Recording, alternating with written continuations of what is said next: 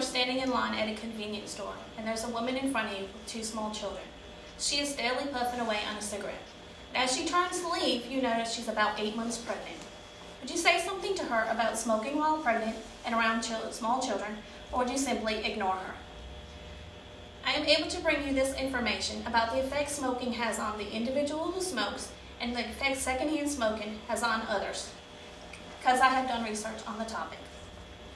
The purpose of my speech is to persuade you to consider others, especially children, when you smoke. Everyone has the right to choose to smoke. However, we should all be courteous to not smoke around others. You should ask yourself, is smoking cigarettes really worth it after knowing the harm it does to yourself, others, and most importantly, an unborn child? First, I would like to discuss how smoking can affect your body should you choose to smoke. According to betterhealth.vic.gov.au, smokers inhale about 7,000 other chemicals besides nicotine in cigarette smoke. Many of these chemicals come from the burning of the tobacco leaf itself. Some of these compounds trigger profound and damaging effects on the body. There are over 60 known cancer-causing chemicals in cigarette smoke. Smoking harms nearly every organ in the body, causes many diseases, and diminishes health in general. Some of the most damaging compounds in cigarette smoke are tar, carbon monoxide, hydrogen cyanide, free radical, metals, and radioactive compounds. Smoking affects the respiratory system, the cardiovascular system, and the immune system. The respiratory system is affected because smoke irritates the trachea, reduces lung function, irritates the lungs, increases the risk of lung infections, and causes permanent damage to the air sacs in the lungs. Cigarette smoke affects the circulatory system by causing blood pressure and heart rate to rise, constriction of blood vessels in the skin, less oxygen is carried by the blood, stickier blood, which causes blood to clot, damage to the lining of the arteries, reduced blood flow to the extremities, and an increased risk of a stroke and a heart attack. The immune system is affected by smoking because it will cause it to not work as well, makes you prone to infections such as pneumonia and influenza, and illnesses are more severe and recovery is longer. Smoking also reduces bone density, reduces the ability to smell and taste, causes premature wrinkling, and causes a higher risk for blindness and gum disease. Second, I would like to discuss how secondhand smoke can affect others.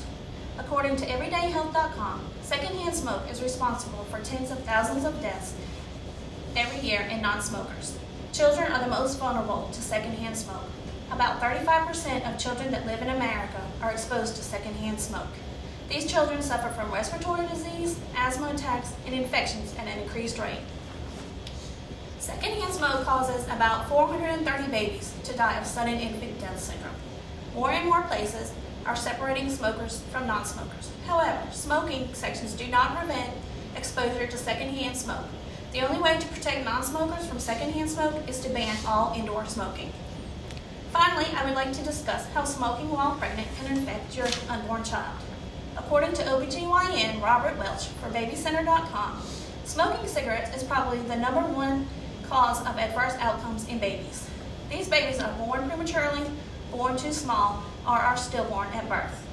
When you smoke while pregnant, the toxins get into the bloodstream, which is the baby's only source of oxygen and nutrients. The two most harmful toxins are nicotine and carbon monoxide. These two toxins account for almost every smoking-related complication in pregnancy. The most serious complications include stillbirth, premature delivery, and a low birth weight. They are due to nicotine and carbon monoxide reducing the baby's supply of oxygen. On average, smoking during pregnancy doubles the chances the baby will be born early, weigh less than 5.5 pounds at birth, or may even be stillborn.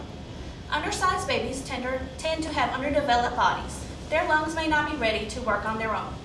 Babies are more likely to have a heart defect if the mother smokes during her first trimester.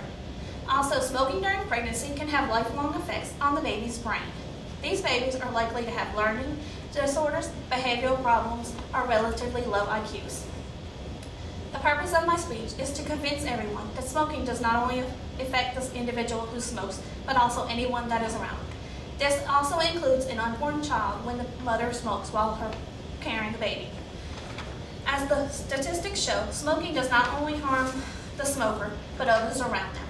As someone who grew up with parents who smoked around us the whole time, I felt it was important to research how cigarette smoke can affect anyone. I also felt it was important to bring this to you all. If you are a smoker, I ask you just to think the next time that you light up a cigarette, who will I hurt by doing this? In conclusion, I would like to remind you how important it is to consider others when smoking. I am not asking you to stop smoking if after knowing the facts you still choose to smoke. I am simply asking that you think of those who cannot speak up for themselves. It is illegal for a child under the age of 18 in the state of Mississippi to buy tobacco products.